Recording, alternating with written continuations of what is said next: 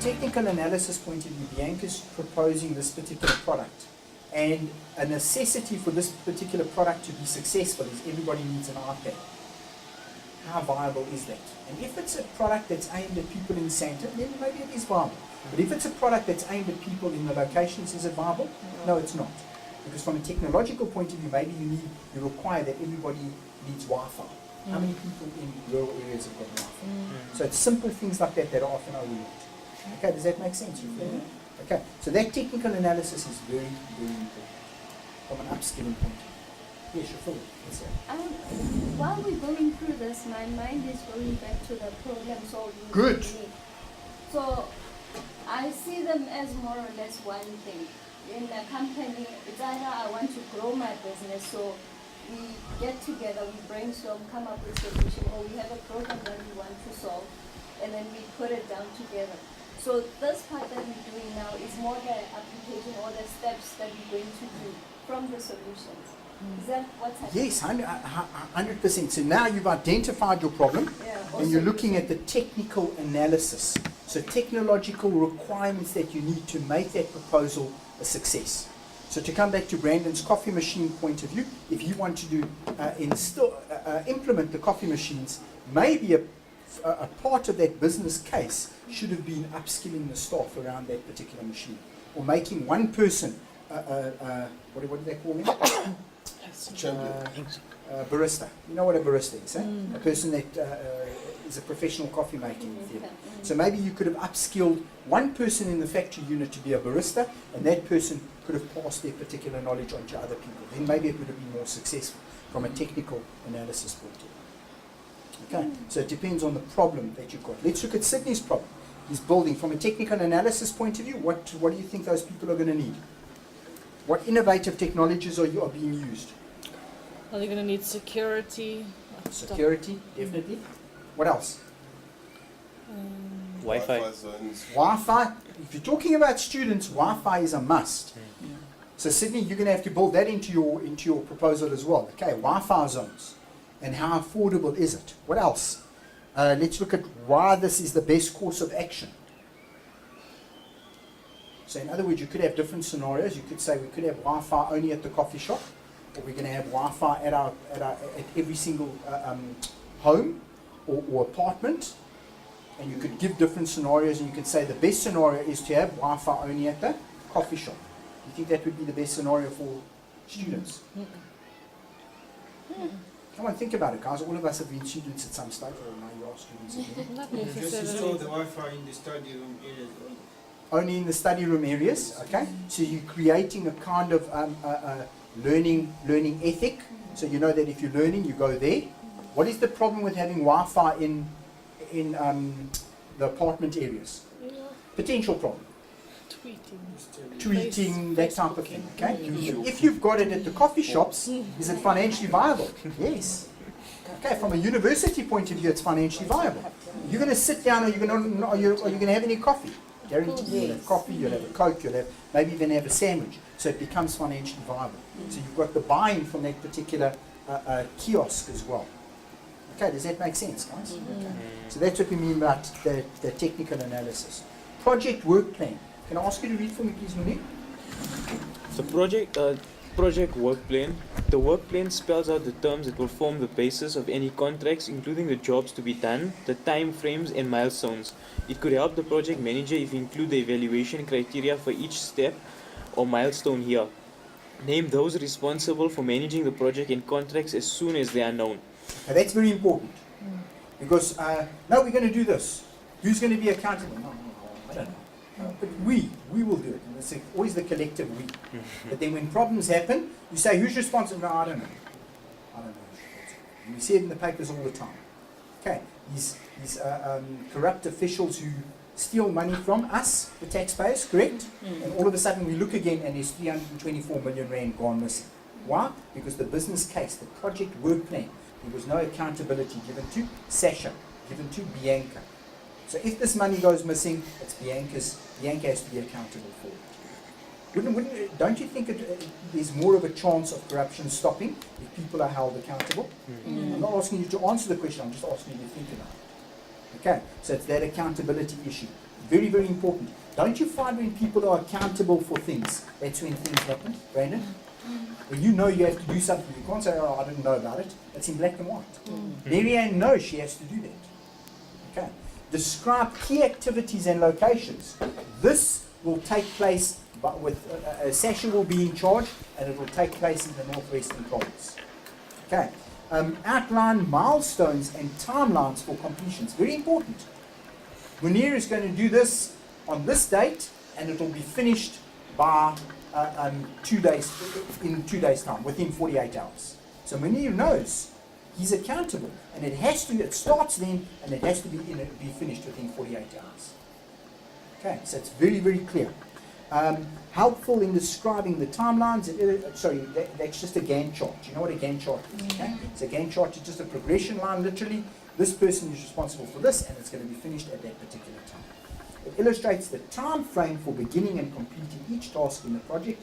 There are many illustrations of Gantt charts on the internet. We're not even going to go there. Identify risks to project completion and contingencies. Remember, once again, ratio summation. What are the risks associated with this project completion and contingencies? Come on. Give me an example of some risks that could be associated with project proposals. If someone should fall sick, that is responsible for something. 100%. Sickness, a big thing. What else? Seasonal factors like rain or 100%. Seasons. If it's a cyclical thing, what about seasons? I was chatting to some of the ladies, I think there were a couple of them, about the hail in Krugersdorp on this weekend. Okay, imagine if that wasn't built into. Okay, look, how do you do that? How do you account for something like that? You can't really, but that could impact on air travel. Correct? Now you've got a particular person flying out from Johannesburg to Cape Town to be part of this business case. And he flies out on Sunday and starts work on Monday, but now as a result of weather, it impacts on flight schedules. As a result of that variable changing, everything else changes. You with me? Are there contingencies in place for that? It shows you everything you have to think about, correct? Okay, it's quite scary. Anything else? Another example that you can think of? Cost. So you've been given a specific budget, you've underestimated yourself, and now you're running out of money. 100%. Where is the extra cash going to come from? How are you going to account for that extra cash? Another big one. Another example. Can anyone think of something else? I want you to think about all of these things. Okay, so start literally by the end of tomorrow. I want everybody to have a very good idea of what their PMA is going to look like. Because what are we moving into? The holiday season, and I know we'll forget about the assignments, and I look in January and I'll say, I don't know what this is about. So make sure after tomorrow, everybody's got a clear. And it is a pretty straightforward PMA, correct? All of us have got ideas. I'm sure everyone. I spoke to a couple of people at the tea break, and everybody seems to have a very clear idea of what they want to talk about in their business proposal. Okay, so keep that in mind and start jotting down things as you're thinking about it. Okay, list project staff and consultants if known and their responsibilities. While you will use a detailed work plan listing subcontractors, detailed processes and reporting mechanisms to manage the project, it is not necessary to include this in the business case. So that's not a requirement in this particular PMA. This is the big one. Why do I say finance plan is the big one? You know? Because you need money to do anything. Okay, and especially the economic times that we find ourselves in now, everything is around money, correct?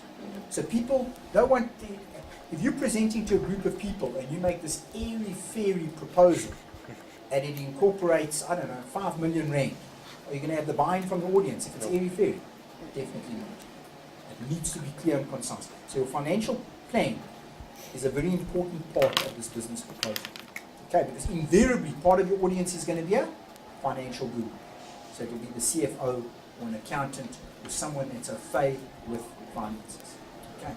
So the financial plan shows how the project will be financed and how returns, if any, will be credited. Remember, if you're solving a particular problem, maybe there won't be any returns, but maybe you can still relate it back to monetary returns.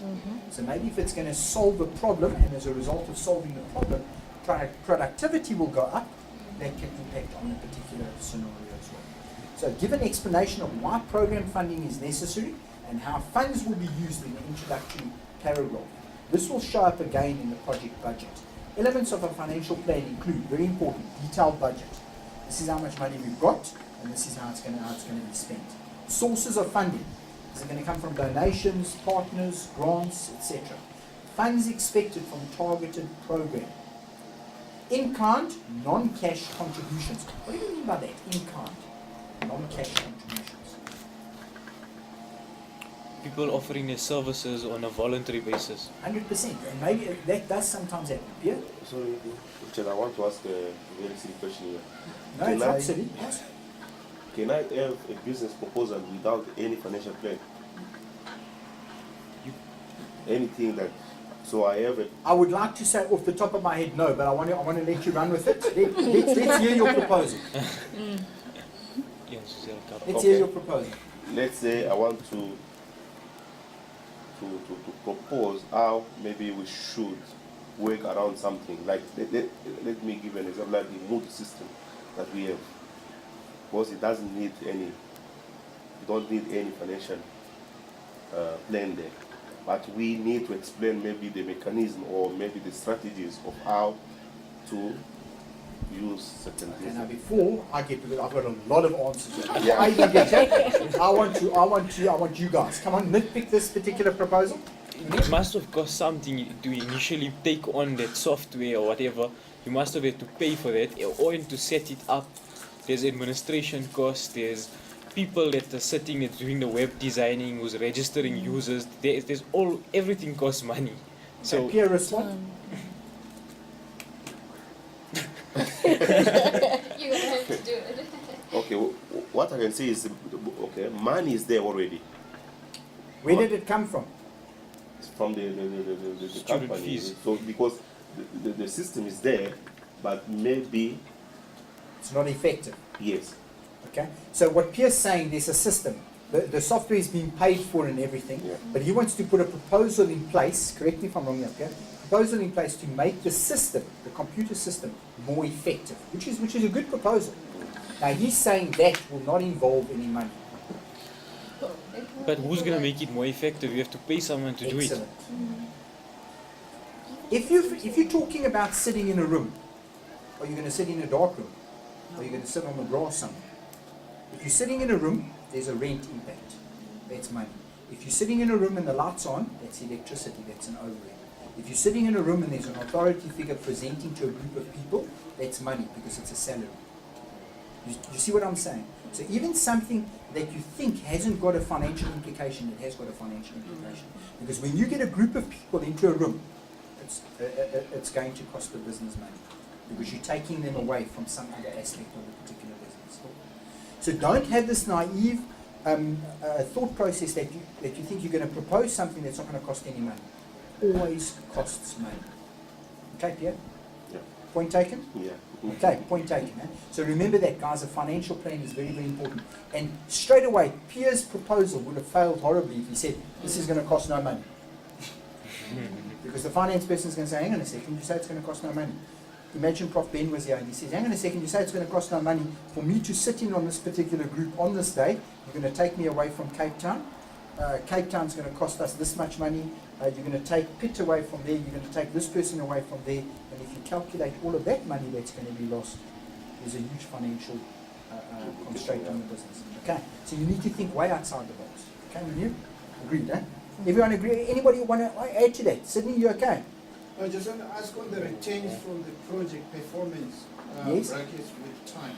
Yes. You did explain that, I just need a bit of clarity. So returns from the project with time. So in other words, yeah, you're being an economist, you're being a business analyst, and you're analyzing from these particular buildings that we've constructed for the university students over 2 months. This is how much income we're going to get back in.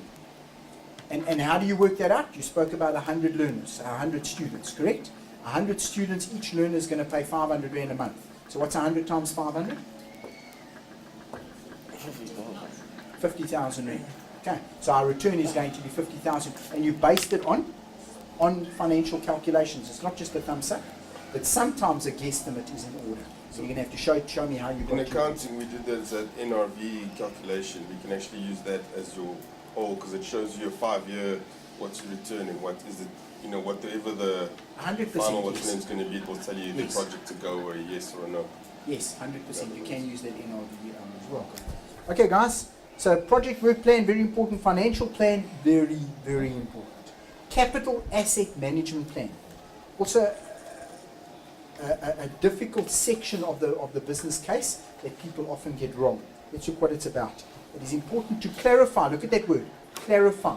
Make it simple for the reader. How the asset will be managed. State the plan for managing and monitoring the resulting capital assets. State how funds will be raised for operating, maintenance and replacement. So let's go back to Brandon. Brandon's talking about coffee machines. How is that asset going to be maintained? How is it going to be maintained? Where is that maintenance money going to come from? Maybe you're going to charge people, I don't know, 50 cents for a cup of coffee, and it's going to come from that. But you have to come up with some possible solutions or scenarios. Partner profile. This is important. At networking. So partners may be any parties with a vested interest in a project who are contributing significantly to its successes. The most effective partners are those that contribute financially to the project. The partner profile includes names, addresses, and contact information for all participating partners. Each partner's interest in the project. Isn't that important? Understand and know your audience, guys. Each partner's experience and capabilities in contributing to the completion of the project. And then appendix is an important one. Itumaleng, can I ask you to read for me? Okay, appendix pertinent documents that show support for or give validity to the project. Include any relevant documentation that will lend additional credence to your business case. Okay, so what do you mean by credence? Credibility. So anything else that you think is going to give credibility to your business. So let's say we were looking at crates. You know the crates about that black spot that we chatted about this morning? Mm-hmm. So black spot. Maybe an appendix could be that newspaper article around that pork scenario or the citrus fruit scenario. So something that is relevant to that particular business proposal. Make sense, guys? Okay. So anything that is going to add credibility to your business proposal. By creating a complete business case, such as the one described here, the sponsoring organization will know that its management has thought through the entire project thoroughly. The managers will be confident the right decision has been made and that designated people are in charge of each step of the process. In the next unit, we're going to be talking about writing effectively, which is what we're going to get onto now. Okay? So that business case, that's basically what the PMA, the first section out of 40 is about. So to go back to that slide, there it is, the title page, table of contents, executive or project summary, moving into the mission statement, and so we move into other sections as well. I'm going to give you guys just 30 seconds, look at it, and tell me if you guys understand it clearly now. Anything else that you want to chat about with regards to that? So I've worked with business cases as well, and they've always put also guiding principles in. Something that at the end of the project, this is what we have to kind of achieve or adhere to, or should that also be part of this? Because that's measurable. I'm very glad you brought that up. If you go onto the internet, I made this point earlier on, if you go onto the internet, how many different versions of a business case are you going to find? Millions. Okay? So if it's relevant to the nature of your business and you want to put it in, I haven't got a problem with that at all, as long as you define it. But this is the basic structure. So if you want to put guidelines that should be achieved by this particular date, that's part of measurable. And I haven't got a problem with that at all. Okay. So guys, please, we're not saying that this is the only way a business case must be drawn up. This is just a lovely, clearly concise way of drawing up a business plan. If you find something else on the internet that adds in guidelines, I haven't got a problem with that at all. Okay. As long as all of these elements are covered. If you want to add to them, that's absolutely fine. Right. And we're moving on to the next section. Guys, what's the time? We've got 11:32. So Richard, this covers only A and B. Yes. Well, it covers A, identify and describe a business.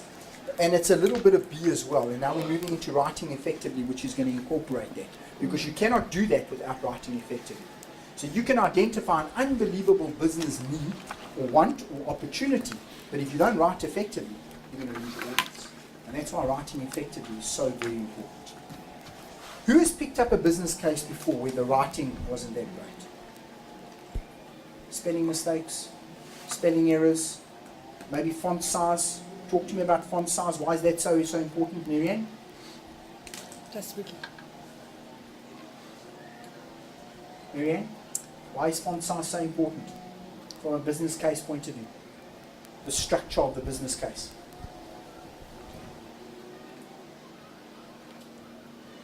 Come on guys, don't be scared to make mistakes. Let's hear.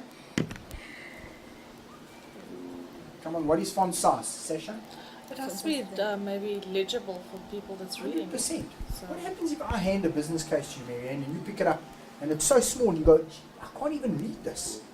Because you've tried to make a 20-page report, but you know it's actually a 40-page report, so you've tried to make the font size too small. You're going to lose your audience. And with that said, what happens if you make it too big? You also lose your audience because it doesn't look professional. So that font size, the correct font and the size is very, very important. Invariably, what are we going to stick with? What font size do we go with? 12. Well done. What font style? Arial. Arial or Calibri. Calibri or not Times New Roman. Verdana. No, that's Rafilwa brings up a good point. That's old. Okay? But from a professional academic point of view, from a business point of view, we stick with Arial, Calibri or Verdana. Comic Sans we can use as well, correct? No. I'm just trying to trick you. Not Comic Sans, okay? Remember, it's a professional document. You want the buy-in, so it has to be a professional document, okay? So writing effectively, very important. Introduction. Remember I spoke to you in professional writing. What's so important about your introduction? What's this again? Remember plane? It's most dangerous on takeoff and on landing. Did I tell you the scenario? I did your professional writing with you, didn't I? Yes. Remember plane? I always say it. I must have said it. Okay. It's most dangerous on takeoff and on landing. On your introduction and your conclusion. So you crash and burn on that takeoff or on the landing. Have you ever picked up a piece of work, written work or whatever, a proposal, and you read it and you say, geez, I don't know what this person's talking about. They've already lost you. Or you pick up another introduction and it's short, it's sweet, it's to the point, it's concise, it's easy to understand, and you say, okay, I know what this person's talking about. Straight away you got the buy-in of your reader. So that introduction is very, very important. It's your initial interaction with your reader. And depending on how well that goes, that will determine whether your readers are going to have the buy-in for the rest of that particular proposal. So look at the first one. It says, knowing how to communicate effectively. Knowing how to communicate effectively. Now you might say, I know how to communicate effectively. If my husband doesn't listen, I just give him a bottom clap with my right hand on the left ear, and straight away he listens. That's not communicating effectively. Okay? We need to define what we mean by a simple term, communicate effectively. What do we mean by communicating effectively? Is it about body language? Is it about dress code? Is it about eye contact? Is it about tone? What is it about? It's everything. It's everything. It's everything. And a very, very important thing about communicating effectively is culture, which is what we spoke about. Would you agree with that? Culture. So if I look at somebody and I'm intimidating that particular person, that might be a cultural thing. So I need to know, when do I look at someone in their eyes enough, and when is enough too much? In other words, when am I intimidating that particular person? Correct? If I'm talking to this particular group, and I'm just talking to Rafilwa, and I'm looking at Rafilwa, what's happening? Sasha? Sorry, when you're talking to Rafilwa. I'm talking to the group, Yeah. and I'm only communicating with Rafilwa. What's happening? No, you're trying to get attention. You're trying to maybe. But it's also It's a point of view, man. Yeah. It depends how she takes it or how the How rest she of- takes it, but it also comes back to knowing my audience. Yeah. So if I know I'm going to intimidate Rafilwa, that's a problem. But straight away, I'm disrespecting Rafilwa, but what am I doing to the rest of the group? I'm excluding them, so I'm being disrespectful to them as well. So Brandon's going to get upset and say, you know what, why am I here? Sasha's going to get upset and say, well, why am I here? Richard doesn't need me here. Okay, so that's a very important. So eye contact, we're going to learn about that. So that's part of communicating effectively. So that communicate effectively has got a whole host of potential problems in itself. Okay. So through writing is essential for anybody who wants to progress in today's competitive business environment. Writing effectively is a valuable tool that will help you meet the challenge. So I'm talking about from a verbal point of view, now they're talking from a writing point of view. But remember, you're going to have to carry the business case from a written point of view into a verbal point of view. So you need to make sure the two marry well. Right, writing effectively. Look at that, guys. We know this. We know this. But sometimes we just need a piece of paper in front of us that actually reminds us. How do we write? We write clearly. Not with these big fancy words. We just write clearly. And give me another synonym for clearly. Concisely. Concisely. Another word for concisely. Simple. So, clear, concise, and simple language. Okay. Communicate clearly. Define to me what you mean by communicating clearly. Are we going to have long sentences, Bianca? No, you don't want to lose your audience. You want sentences to be clear and concise. What is very important about communication? Have you ever had a thought in your head? Anybody who's got husbands here? Who's got wives? Husbands, wives. Everyone's got a partner here, correct? Invariably. So what happens is your mom or your dad. Okay, your mom or your dad if you haven't got a partner. Just think. And you want to sell an idea to that particular person. And you come up to them and say, I've got such an unbelievable idea. It's going to make us money, or it's going to solve the problem of the pool. Maybe you've got a problem with your pool. And you go up and you say, this is what we're going to do.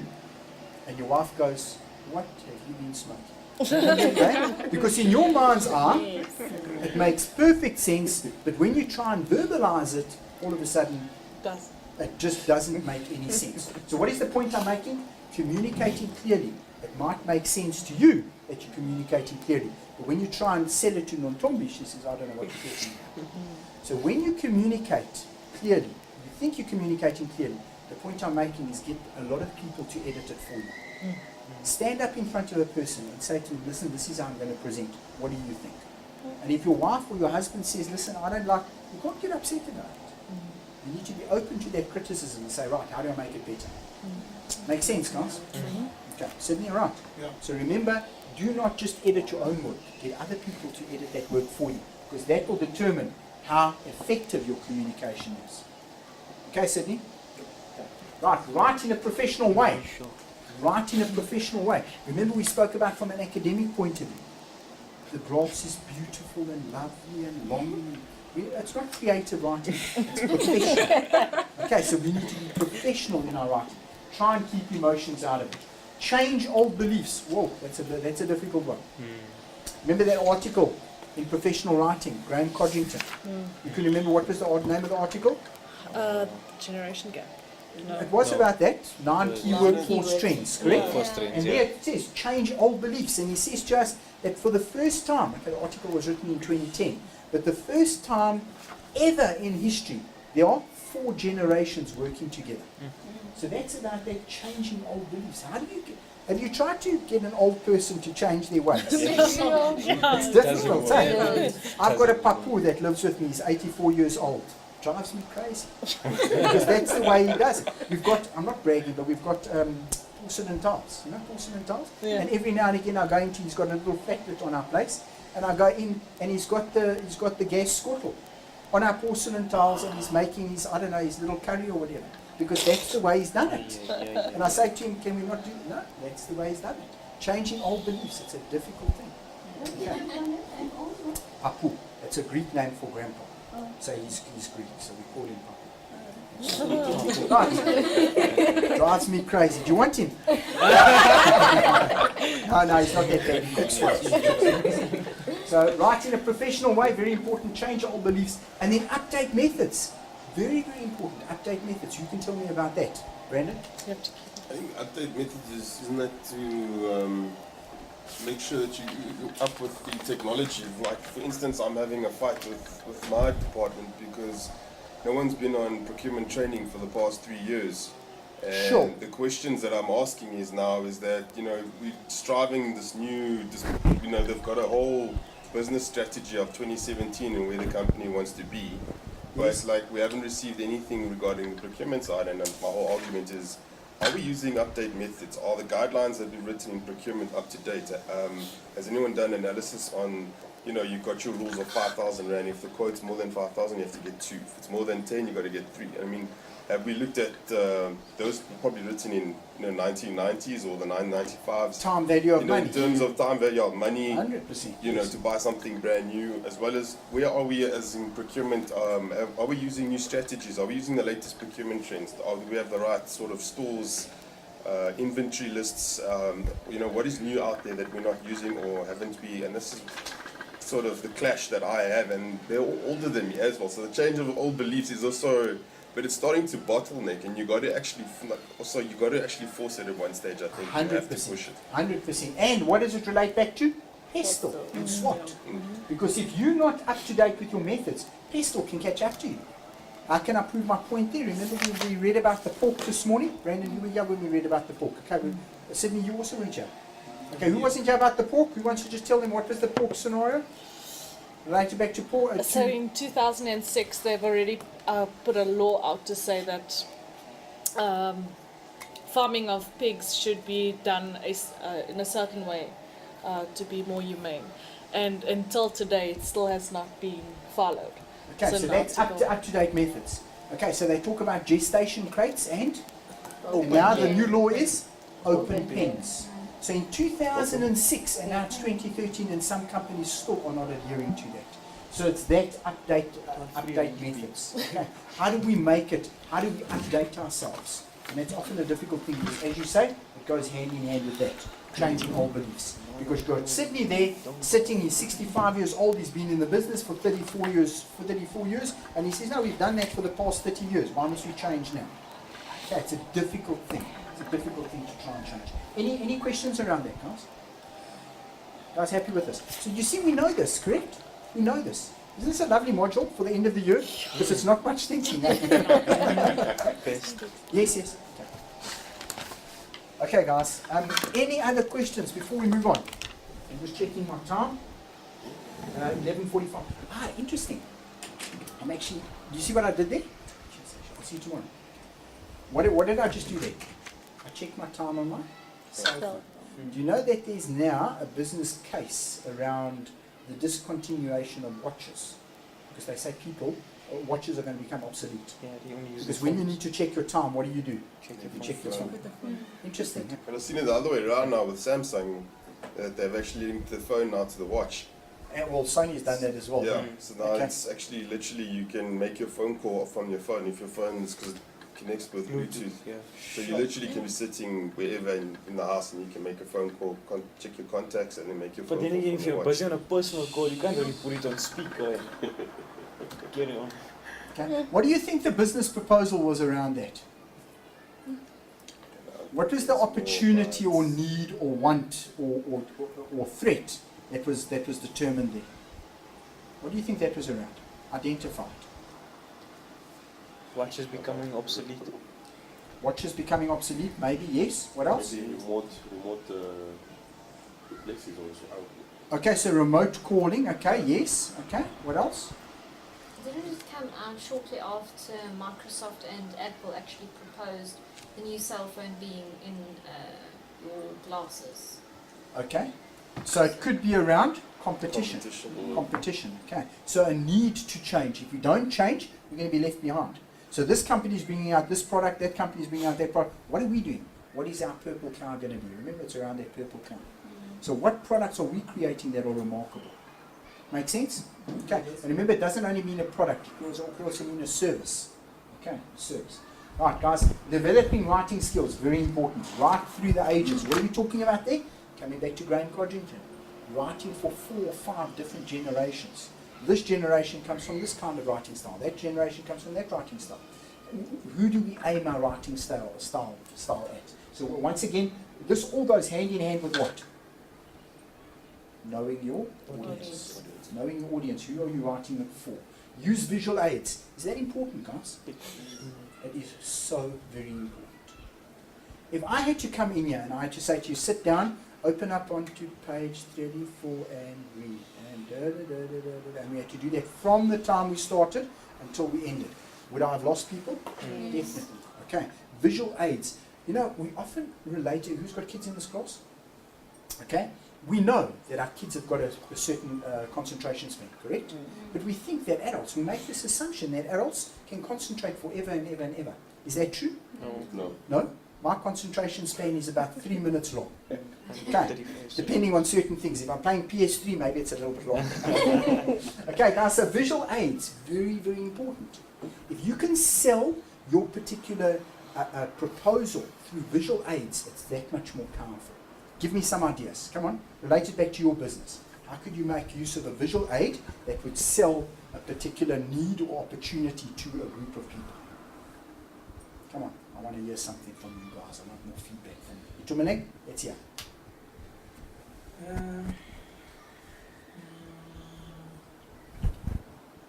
Let's say my business case, I'm going to work around unemployment, youth unemployment and so forth. I think a visual aid would be a picture of a young person smoking, using drugs.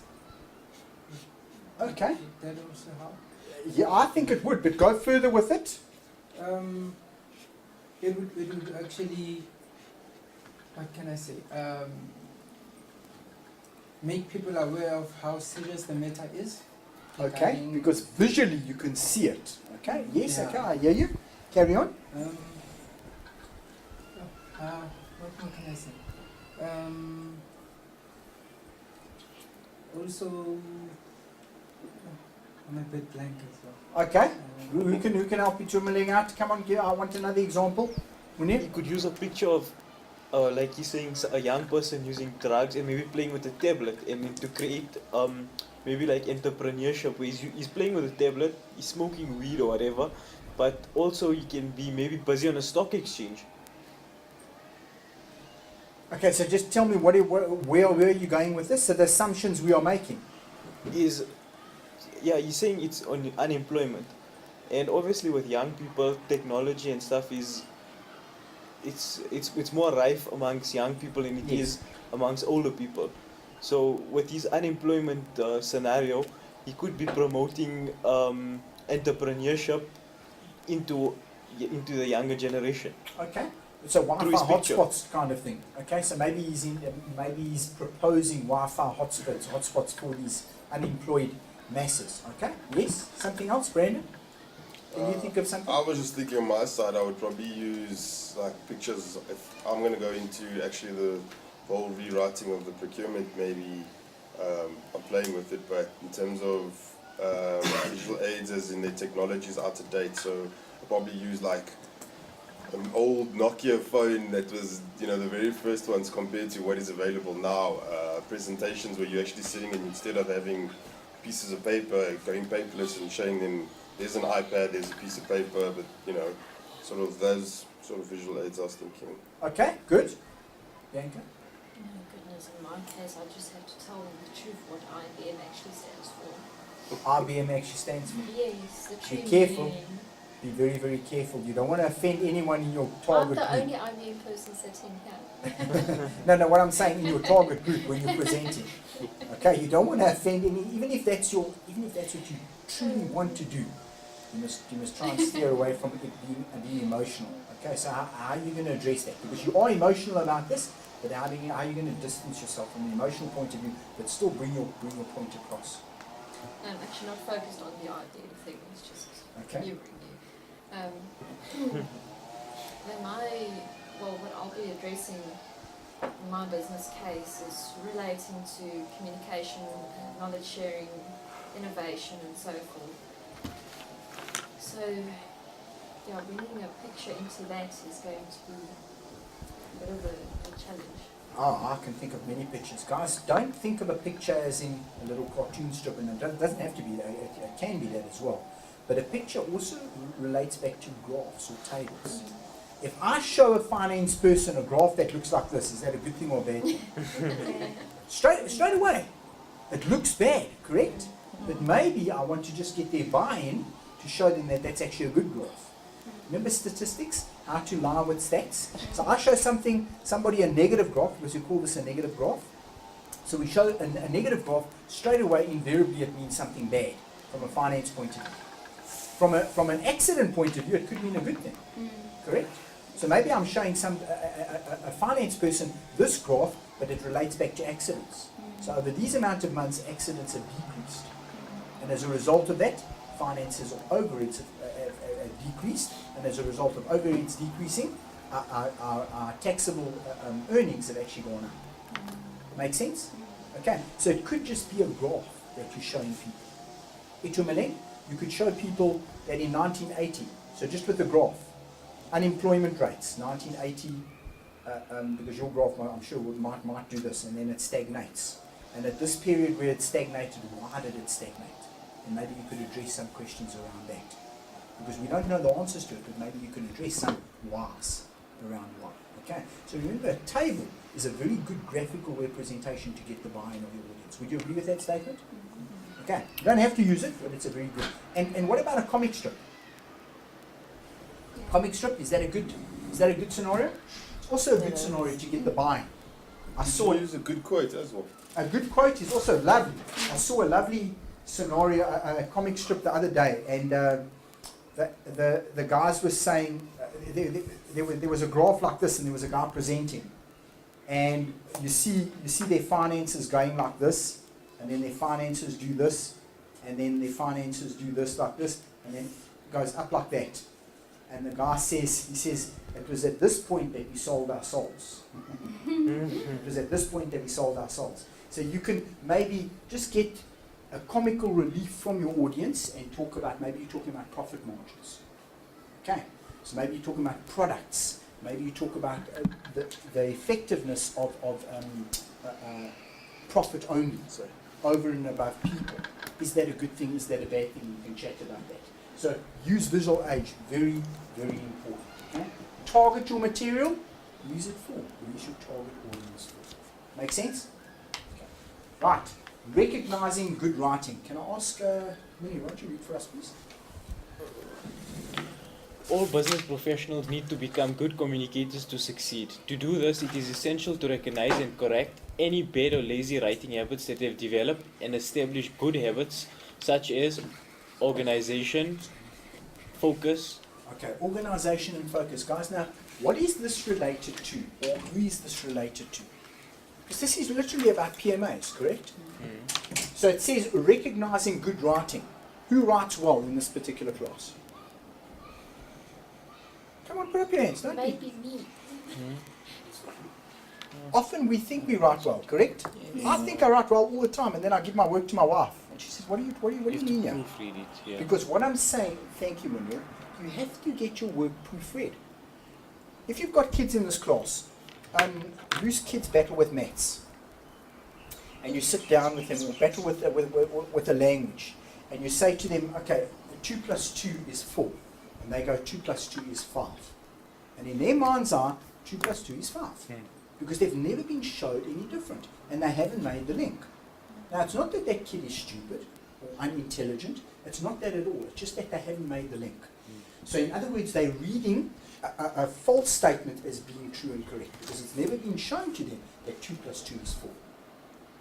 So the point I'm trying to make, Afrikaans person, what kind of mistake are they going to make from a writing point of view? Direct translation. Direct translation from their mother tongue into the English language. So they might make a mistake like, they is at the shop. They, plural, is singular. I are going to the shop.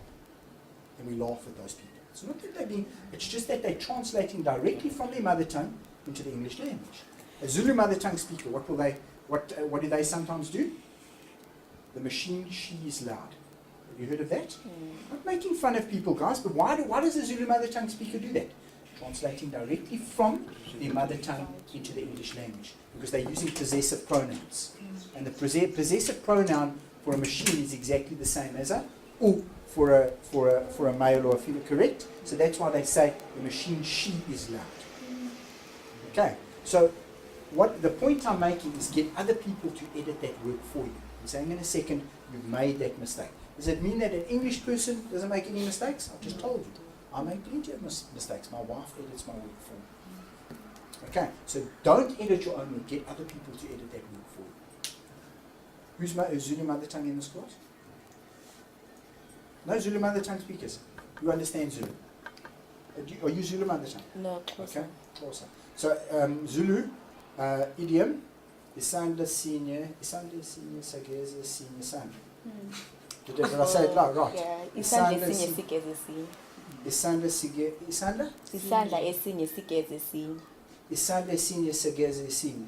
Okay, and I said isandla sageza esinye esinye. Okay, so in other words, it's a Zulu idiom which means one hand washes the other. Remember that English? But I've translated directly from the English language into the Zulu mother tongue, and I've made a grammatical error. So an English person who's translating directly from their language into Zulu will make the same grammatical errors. So it's not that that person, and we laugh at these people because of their grammatical structures. It's because they're translating directly from their mother tongue into the English or into that particular language. So be careful of that, okay guys? Get other people to edit that work for you. That will determine your organization and your focus. Point taken? Okay. Right guys, I can see people are very, very tired. I think we're going to break. Are you happy with that?